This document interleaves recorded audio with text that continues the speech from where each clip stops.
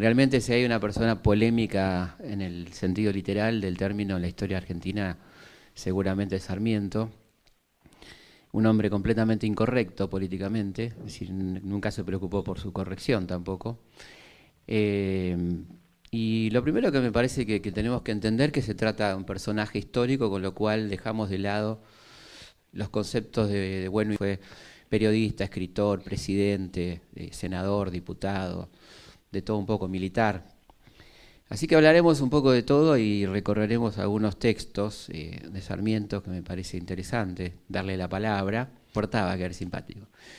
Eh, Creo que de empezar por un par de mitos que valen la pena, que son muy anecdóticos, pero que hablan de la construcción de un personaje. No nos importa tanto esta historia, pero para que ustedes vean la construcción del personaje, ¿no? El personaje Sarmiento uno lo identifica por relato escolar, que es una persona que nunca faltó a la escuela, ni aun los días de lluvia, ¿no? Se nos decía. En un lugar que no llueve nunca, digamos, ¿no? O sea que la verdad que no tenía muchos problemas para cumplir con el calendario escolar, quiero decir.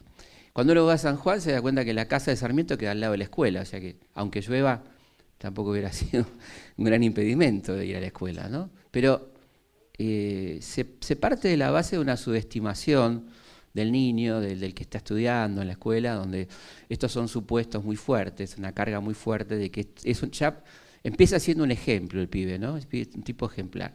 Y cuando uno lee Recuerdo de Provincia, que como todos los libros de Sarmiento son altamente interesantes y están muy bien escritos, él cuenta todo lo contrario. Él cuenta que era el jefe de una pandilla de pibes que se agarraban a pedradas, ¿no? Que era uno más. Y no, él no construye ese tipo de mitología de sí mismo, sino que se la construye esa mitología, ¿no? Él no dice, yo nunca falté a la escuela, yo siempre fui un alumno ejemplar, en absoluto, pero cuando uno empieza a asociar muy precariamente las primeras imágenes que nos vienen de este personaje nacido en San Juan en 1811, es esta idea del alumno perfecto. Bueno, primero es un personaje poco escolarizado, fue poco a la escuela, digamos, porque en realidad tuvo más bien una educación casera, en parte dada por su padre y básicamente por su tío, ¿no? Y después recién ingresa a estas escuelas llamadas de la patria, que van a criarse después de la Revolución de Mayo. Eh, sí tenía una temprana vocación por la lectura, era un pibe que leía mucho, eh, trabajó como dependiente de tienda y en los ratos entre cliente y cliente leía mucho, él mismo lo cuenta, un lector bastante voraz, desordenado y voraz de los textos que caían en sus manos. Después él sufre una importante frustración, digamos, cuando él quiere estudiar en el famoso colegio, ¿no? El colegio que hoy es el Nacional Buenos Aires, y solicita una beca que le es denegada porque no tiene los contactos. Es una persona realmente de una familia bastante humilde, ¿no? No puede estudiar la secundaria como él hubiera querido. Es decir, que ahí vemos un personaje que no responde a los parámetros que nos vinieron contando clásicamente sobre Sarmiento, ¿no?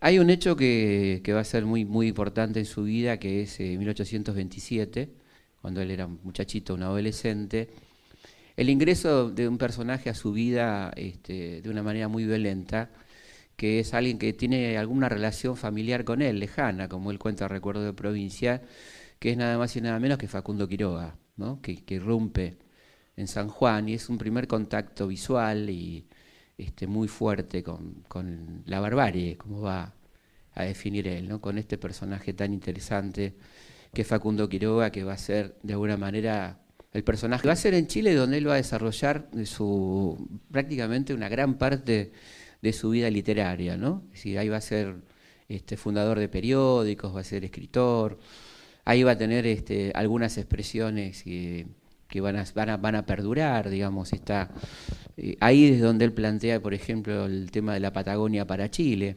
particularmente hablando del Estrecho de Magallanes, es decir, su odio contra Rosas es tan profundo que llega a plantear que Magallanes quede para Chile y que en todo caso Buenos Aires es una forma, una dicotomía muy interesante inclusiva, porque es y, o sea que hay una convivencia de las dos, no es una o la otra, sino que están las dos. Y el libro, que es altamente recomendable para los que no lo han leído, eh, tiene como título Facundo, ¿no? Habla de Facundo, pero en realidad es un ensayo sociológico bastante más profundo, ¿no? Habla de la pampa, de lo que son los espacios vacíos, lo que es la ciudad, obviamente vinculando la civilización con la ciudad y la barbarie con el campo. Y acá entramos en un elemento de alta contradicción, porque en el momento que él escribe el Facundo, la ciudad, que para él la ciudad por excelencia, por supuesto, es Buenos Aires, está ocupada por la barbarie, ¿no? O sea, está Rosas en Buenos Aires, ¿no? Lo que no deja de ser altamente interesante cuando pensamos la civilización como la ciudad.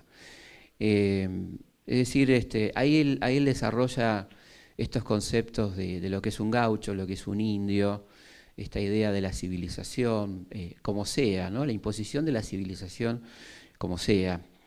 Les voy a leer un par de textos que son muy tremendos de cómo pensaba él en el indio y en el gaucho, ¿no? ¿Qué sentía por el indio, por ejemplo? Esto lo escribe un año antes de escribir el Facundo, en el periódico El Progreso, en Chile. Decía: ¿lograremos exterminar los indios? Por los salvajes de América siento una invencible repugnancia sin poderlo remediar.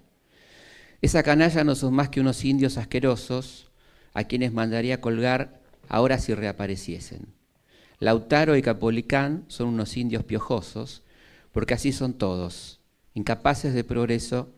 Su exterminio es providencial y útil, sublime y grande. Se los debe exterminar sin siquiera perdonar al pequeño, que tiene ya el odio instintivo al hombre civilizado. Acá hay una cosa interesante en esto de no perdonar al pequeño, ¿no? Que lo veremos, por supuesto, aumentado, corregido en la dictadura del 76. Y hay otros paradigmas previos en Sarmiento que van a ampliarse en la dictadura del 76. Sarmiento visita Argelia en sus famosos viajes. El libro Viajes de Sarmiento tiene que ver con un encargo del presidente Montt, el presidente chileno, que le encarga recorrer varios países del mundo para ver los sistemas educativos comparados, ¿no? Así como se estudia en Estados Unidos, en Europa, y él aprovecha para visitar algunos países exóticos. Está en Francia y va a una de las colonias más importantes, que es Argelia. ¿Qué se encuentra en Argelia? Bueno, se encuentra con los franceses reprimiendo, ¿no? El método argelino de represión se debería importar, ¿no? Importar hacia la América Latina, y ya que lo que se hace con los gauchos árabes, dice él, habría que hacerlo con los gauchos nuestros, ¿no? Es muy impresionante esto, porque como ustedes sabrán, el método represivo argentino es importado de Argelia. Es decir, la escuela de represión, muy digamos, en relación con el pensamiento de la época también, ¿no? No pensemos que era el único que pensaba así. Y acá no estoy licuando culpas ni perdonándolo, pero me parece importante contextualizar y decir que para la época en que él escribe esto, la visión ilustrada y europea era que todos los originarios, a los que no se les reconocía tal condición de originario, eran indios, salvajes, etcétera, eran una traba para el desarrollo de las fuerzas productivas, y por ejemplo, y por eso mismo había que exterminarlos, ¿no? Cosa en la que inclusive coincidían algunos pensadores. Y fíjense ustedes lo que él decía del gaucho, ¿no? Se nos habla de gauchos. La lucha ha dado cuenta de ellos, de toda esa chusma de haraganes.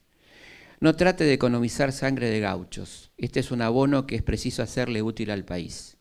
La sangre de esta chusma criolla, incivil, bárbara y ruda, es lo único que tienen de seres humanos. Es una carta famosísima que le manda al presidente Sarmiento sobre los pobres, ¿no? Si los pobres de los hospitales, de los asilos, de mendigos y de las casas de huérfanos se han de morir, que se mueran. Porque el Estado no tiene caridad, no tiene alma. El mendigo es un insecto, como la hormiga, recoge los desperdicios, de manera que es útil sin necesidad de que se le dé dinero. ¿Qué importa que el Estado deje morir al que no puede vivir por sus defectos? Los huérfanos son los últimos seres de la sociedad, hijos de padres viciosos, a tener cargos importantes dentro de ese gobierno porteño, de ese gobierno de Buenos Aires. Esencialmente él elige el rubro de escuelas, va a ser inspector general de escuelas, dándole un importante impulso a la educación. En ese momento ya se vislumbra ahí algo que ya se había visto en Chile, la idea de darle mucha importancia a la educación como un elemento integrador, digamos, con un concepto que señala muy bien Alperindongui, ¿no? Hasta dónde había que educar al soberano, ¿no? Hasta dónde era útil, con todos estos conceptos que venimos señalando, hasta dónde había que educar al pueblo, ¿no? Sarmiento sostenía que había que educarlo en los niveles básicos, digamos, ¿no? Por decirlo suavemente. Bueno, no sé si hay alguna otra pregunta. Sí. Yo quería saber. Sí. El papel que le asignó Sarmiento a las mujeres, porque tengo entendido que era progresista en ese sentido. Sí, esa es una de las cosas buenas de Sarmiento, ¿no? O sea, él realmente considera a la mujer en la igualdad de pensamiento y aptitud. Y el punto, para dar ejemplos de esto, está el caso de Juana Manso, ¿no? Que es una de sus principales colaboradoras, una mujer que él dice que es el mejor hombre que tiene. Fíjate la manera que tiene de decirlo, ¿no? Irónicamente. Y bueno, la idea de fomentar el magisterio en las mujeres, que era una profesión de hombres, ¿no? Hoy hace bastante tiempo que la consideramos una profesión, que esto ha ido cambiando en las últimas décadas, pero hasta no hace mucho nosotros pensábamos en maestro y una maestra, ¿no? La mujer. Pero no, inicialmente eran maestros varones, entonces él incentiva que la mujer se incorpore, ya no solo que se eduque, que estudie, que era un avance muy importante para la época, porque la mujer siempre fue muy marginada de los estudios, ¿no?